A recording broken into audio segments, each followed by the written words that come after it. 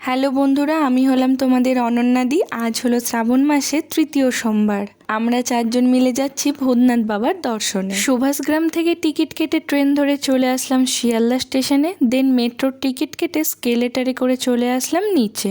Metro ধরে চলে আসলাম স্প্ল্যানেটে। এখান থেকে ব্লু লাইন অনুযায়ী হেঁটে শোভাবাজার সুতানুটি মেট্রো স্টেশনে যেতে হবে।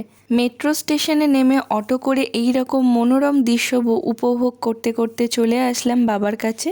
প্রথমে এখানে এসে বাবার নামে তিলক কেটে নিলাম কপালে। এবার একটা দোকানে গিয়ে পূজার ডালা নিলাম। ভিড় ঠেলতে ঠেলতে অবশেষে বাবার দেখা পেলাম। সোমবার ছিল তাই খুব ভিড় ছিল। তারপর আশেপাশের মন্দিরগুলোও ঘুরলাম। এখানে আবার দেখলাম আগত ভক্তদের জন্য খাবার বিতরণ করছে, তো আমিও নিলাম জিলাপি আর সিঙ্গারা। ওটা নিয়ে গঙ্গার পাড়ে বসলাম। পুজো দেওয়া প্রসাদ খেয়ে উপোস ভঙ্গ করলাম দুই বোন। তারপর গঙ্গার পাড়ে বসে হাওয়া খেলাম, ব্রিজ দেখলাম।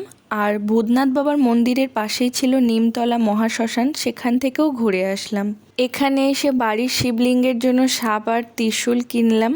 আর এবার বাড়ি ফেরার পালা। মেট্রো করে চলে আসলাম স্প্ল্যানেটে। ওখান থেকে মেট্রো করে শিয়ালদা থেকে মেট্রো ধরে সুভাষগ্রাম। ভিডিওটা ভালো লাগলে চ্যানেলটাকে সাবস্ক্রাইব করবে। বাই।